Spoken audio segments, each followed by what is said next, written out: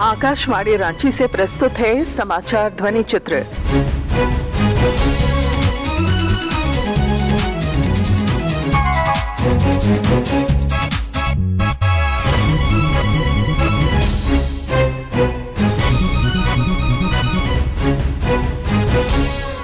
इस अंक में कोविड सुरक्षा, अंतर्राष्ट्रीय महिला दिवस और आजादी का अमृत महोत्सव।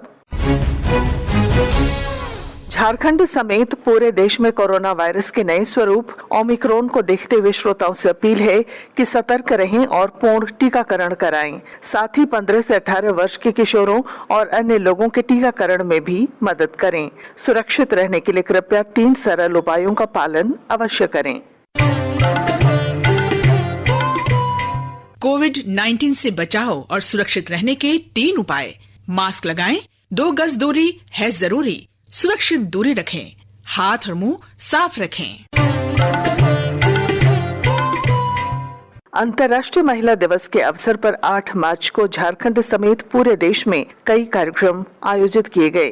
प्रधानमंत्री नरेंद्र मोदी ने इस अवसर पर आयोजित कार्यक्रम में महिलाओं को संबोधित करते हुए कहा, देश की सभी महिलाओं को अंतर्राष्ट्रीय महिला दिवस की अनेक अनेक शुभकामनाएं देता हूं। हमारे वेदों ने महिलाओं का आह्वान पुरंदी ही योषा ऐसे मंत्रों से किया है, यानी महिलाएं अपने नगर, अपने समाज की जिम्मेदारी संभालने में समर्थ हो। महिलाएं देश को नेतृत्व दें। नारी नीति, निष्ठा, निर्णय शक्ति और नेतृत्व की प्रतिबिंब होती है, उसका प्रतिनिधित्व करती है। इसलिए हमारे वेदों ने, हमारी परंपरा ने ये आह्वान किया है कि नारी सक्षम हो, समर्थ हो और राष्ट्र को दिशा दे। हम लोगों एक बात कभी कभी बोलते हैं, नारी तू नारायणी, लेकिन और भी एक बात हमने सुनी होगी, बड़ा ध्यान से सुनने जैसा है। हमारे यहां कहा जाता है, नर करनी करे तो नारायण हो जाए, यानी नर को नारायण होने के लिए कुछ करना पड़ेगा। नर करनी करे तो नारायण हो जाए, लेकिन नारी के लिए क्या कहा है, नारी तो नारायणी। झारखंड में भी अंतर्राष्ट्रीय महिला दिवस के अवसर पर कई कार्यक्रम आयोजित किए गए। राजधानी रांची में आयोजित एक कार्यक्रम में मुख्यमंत्री हेमंत सोरेन ने 2 योजनाओं का ऑनलाइन शुभारंभ किया। इस अवसर पर मुख्यमंत्री श्री सोरेन ने अपने संबोधन में कहा कि राज्य सरकार महिलाओं के सशक्तिकरण के लिए हर संभव कोशिश कर रही है। मानव सृजन से लेकर अब तक कहीं न कहीं किसी न किसी रूप में महिलाओं की भूमिका हमेशा से रही है। कहीं आगे तो कहीं पीछे, प्रत्यक्ष अप्रत्यक्ष रूप से महिलाओं ने भूमिकाएं अदा की है। तो निश्चित रूप से सम्मान, अधिकार भी उनको मिलना चाहिए। लेकिन झारखंड प्रदेश के परिप्रेक्ष्य में अगर हम आज देखें तो आज भी बहुत सारी इस राज्य में क्षेत्र है जहां महिलाओं को आगे लाने का, उनको वर्तमान परिस्थिति से अवगत कराते हुए साथ चलने के लिए प्रेरित करने की आवश्यकता है। झारखंड आदिवासी बहुल राज्य है।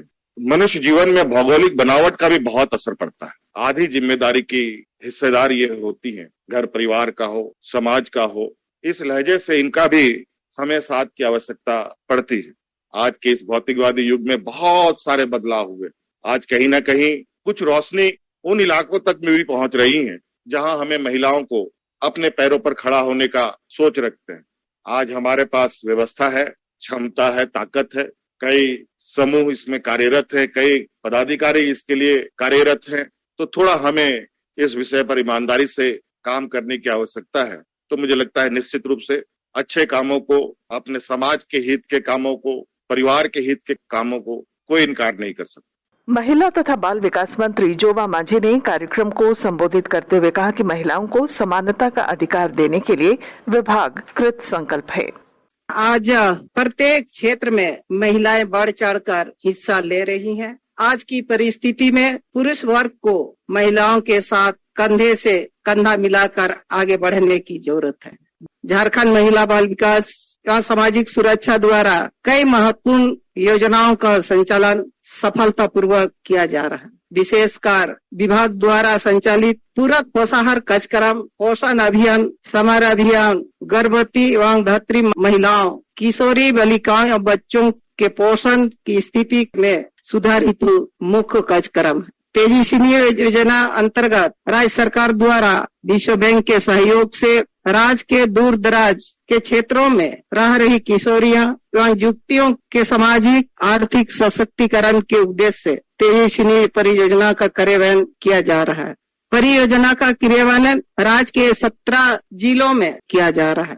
अब तक कुल 12,839 तेजस्विनी क्लब में लगभग 10,010,8-9 लाख किशोरियों युवतियों को सूत्रित किया गया है तथा इनका प्रारंभिक उन्मुखीकरण, प्रशिक्षण एवं जीवन कौशल शिक्षा प्रदान की जा रही है।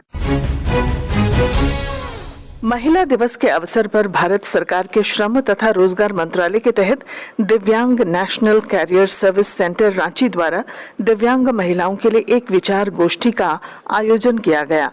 कार्यक्रम के दौरान 30 मूक बधिर तथा दृष्टि बाधित दिव्यांग महिलाओं को उपकरण बांटे गए। सेंटर के उप निदेशक अक्षय कुमार सिंह ने बताया कि दिव्यांग महिलाओं के नियोजन के लिए उनका विभाग नियोजकों के साथ मिलकर काम कर रहा है। एम्प्लॉयमेंट एक्सचेंज बेरोजगारों को रोजगार देने के लिए मदद करता है। उन बेरोजगारों में विकलांग भी शामिल होते हैं। झारखंड में विकलांगों के लिए 3 विशेष नियोजनालय हैं। एक रांची में है, एक बोकारो में है, एक जमशेदपुर में है। हम लोग बाकी सभी बेरोजगारों की तरह विकलांगों के लिए भी हम लोग रोजगार मुहैया कराने का प्रयास करते हैं। हमारा एक ऑनलाइन सर्विस है, ये एक वेबसाइट है जिसका एड्रेस है rozgar.jharkhand.gov.in। तो कोई भी जाकर अपने घर से उस पर अपने आप को रजिस्टर कर सकते हैं। जहां तक रोजगार देने की बात है, हम लोग ये लगातार प्रयास रहता है कि वैसे नियोजक जो डिफरेंटली एबल्ड विकलांगों को नौकरी देने के लिए इच्छुक हैं, उनको हम लोग लाएं और उनको मुहैया कराएं, उनको मैन पावर, ताकि वो दे सकें। प्रयास हम लोग करेंगे कि कुछ स्कीम्स अगर राज्य सरकार ले सके या कोई भारत सरकार की कोई स्कीम है जिसमें हमारी मदद की जरूरत हो। चूंकि हमारे पास एक बहुत बड़ा डेटाबेस है, 5,000 से ज्यादा लोग हमारे यहाँ रजिस्टर्ड हैं विकलांग एम्प्लॉयमेंट पोर्टल पर। विचार गोष्ठी में असाधारण सफलता हासिल करने वाली कुछ दिव्यांग महिलाओं ने अपने अनुभव साझा किए। उन्होंने बताया कि कठिन परिस्थितियों में भी अपने मजबूत हौसले से उन्होंने सफलता हासिल की है। मेरा नाम अंजलि कुमारी है। मैं एक व्हीलचेयर यूजर हूँ, प्लस एक दृष्टिबाधिता भी हूँ। बट मैं बाय बर्थ इन सब डिसेबिलिटी से नहीं जुड़ी थी। मैं जब 8th क्लास में थी तब मेरा ब्रेन मेनिंजाइटिस के थ्रू मेरा आई विजन लॉस हुआ। मैंने जब पढ़ाई स्टार्ट की, मुझे खुद से मैंने प्रॉमिस किया था कि मुझे अब पीछे मुड़ के नहीं देखना है, अब बस आगे जाना है, नए रिकॉर्ड कायम करने हैं। विद डिसेबिलिटी तो विद डिसेबिलिटी से मैंने 10th में टॉप किया, फिर मैंने इंटर में भी अपने स्कूल में टॉप किया, फिर ग्रेजुएशन में भी मैं अपने डिपार्टमेंट में टॉप पर रही। अभी मैंने पीजी कंप्लीट किया है विद 75% मार्क्स। फिर से मैंने अपने डिपार्टमेंट में हाईएस्ट रैंक लाया। मेरे भी सपने हैं कि मैं ये कामयाबी का सिलसिला आगे भी जारी रखूं और दूसरों के लिए एक रोशनी बनके जीऊं, ताकि उनके लिए अंधेरा या कोई भी डिसेबिलिटी कभी मायने न रखे। मैं सभी को यही कहना चाहूंगी कि अपने आप को कभी हिम्मत ना हारें, अपने आप को सबल बनाएं, चाहे वो कैसा भी काम हो। हमेशा सीखने की कोशिश करें और दूसरों को सिखाने की कोशिश करें। आजादी के 75 वर्ष पूरे होने के अवसर पर लोगों के बीच बलिदान और देशभक्ति की भावना का स्मरण सुनिश्चित करने के लिए पूरे देश में कार्यक्रमों का आयोजन किया जा रहा है।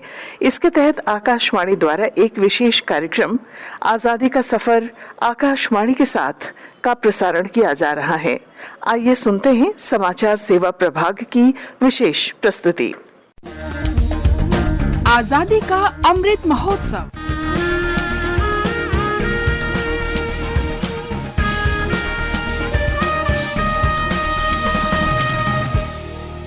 आजादी का सफर आकाशवाणी के संग। भारत का शानदार स्वाधीनता संघर्ष आधुनिक विश्व के महानतम संघर्षों में से एक है।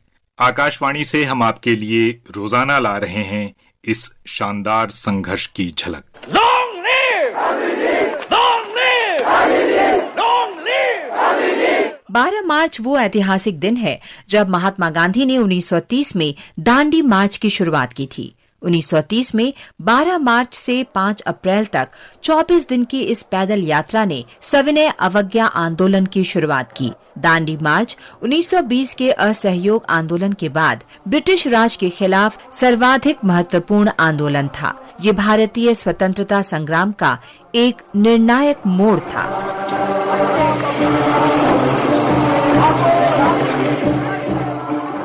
दांडी मार्च की पूर्व संध्या पर अहमदाबाद में बहुत ही उत्साह और जोश था।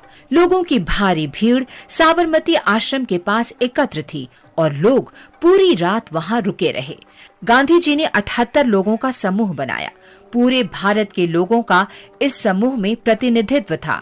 गुजरात से 31, महाराष्ट्र से 13 और संयुक्त प्रांत केरल, पंजाब और सिंध तथा तमिलनाडु, आंध्र प्रदेश, कर्नाटक, बंगाल, बिहार और उड़ीसा से एक प्रतिनिधि शामिल हुए। ये विविधता सामाजिक और भौगोलिक दोनों रूप से थी। दांडी मार्च सुबह 6:30 बजे शुरू हो गया। बड़ी संख्या में लोग फूलों और शुभकामनाओं के साथ मार्च पर जाने वालों का उत्साह बढ़ा रहे थे। रास्ते में यह मार्च अनेक गांवों में रुका, जहां गांधी जी ने जन समुदाय को संबोधित किया। गांधी जी 5 अप्रैल को दांडी गांव पहुंचे। अगले दिन 6 अप्रैल को वे समुद्र की ओर बढ़े, जहां से उन्होंने एक छोटे गड्ढे में पड़े प्राकृतिक नमक को उठाया। Man needs salt as he needs air and water. This salt comes from the Indian Ocean. Let every Indian claim it as his right. नमक उठाते ही गांधी जी ने कहा, इसके साथ मैं ब्रिटिश साम्राज्य की नींव हिला रहा हूँ। मेरी सलाह है कि लोग हर जगह नमक का उत्पादन करें और गांववासियों से ऐसा ही करने को कहें। गांधी जी के इस आह्वान से देश के अन्य भागों में सविनय अवज्ञा के अनेक कार्यों का शुभारंभ हुआ। गांधी जी धरसाना नमक गोदाम की ओर बढ़े, जहां उन्हें गिरफ्तार कर येरवड़ा जेल में डाल दिया गया। हालांकि स्वतंत्रता के लक्ष्य की तुरंत प्राप्ति नहीं हुई, लेकिन नमक सत्याग्रह का व्यापक और दीर्घावधि प्रभाव पड़ा। विश्व के नेताओं ने भारत की स्वतंत्रता के विधि सम्मत दावे को समझा। यहाँ तक कि ब्रिटिश राज को भी समझ में आ गया कि भारत पर नियंत्रण अब पूरी तरह भारतवासियों की सहमति पर ही निर्भर है।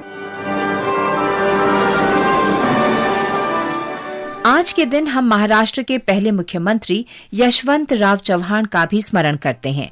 कॉलेज के दिनों में यशवंत राव अनेक सामाजिक गतिविधियों में सक्रिय रहे। वे जवाहरलाल नेहरू, सरदार पटेल और केशव राव जेधे जैसे नेताओं से निकट से जुड़े थे। वे 1942 में इंडियन नेशनल कांग्रेस के बॉम्बे अधिवेशन में शामिल प्रतिनिधियों में से एक थे, जिसमें भारत छोड़ो आंदोलन का आह्वान किया गया था। उन्हें भारत छोड़ो आंदोलन में भाग लेने के आरोप में 2 वर्ष तक जेल की सजा सुनाई गई। आजादी के बाद यशवंत राव चौहान अविभाजित बॉम्बे राज्य के पहले मुख्यमंत्री बने गए। यशवंत राव चौहान ने केंद्र सरकार में अनेक महत्वपूर्ण विभागों की जिम्मेदारी संभाली। उन्होंने रक्षा मंत्री, गृह मंत्री, वित्त मंत्री और विदेश मंत्री के रूप में देश की सेवा की। वे जुलाई 1979 से जनवरी 1980 तक भारत के 5वें उप प्रधानमंत्री भी रहे। 25 नवंबर 1984 दिल्ली में दिल का दौरा पड़ने से यशवंत राव चौहान का निधन हो गया। इस महान नेता को आकाशवाणी समाचार की भावभीनी श्रद्धांजलि। आज बस इतना ही। आजादी का सफर आकाशवाणी के संग।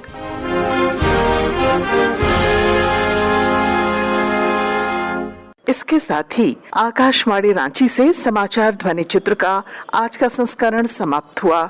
हर शनिवार ये कार्यक्रम रात्रि 7:45 बजे समाचार एकांश द्वारा प्रस्तुत किया जाता है। संपादक अब्दुल हमीद, प्रस्तुतकर्ता अरविंद कुमार और प्रवक्ता पूनम किरकिट्टा।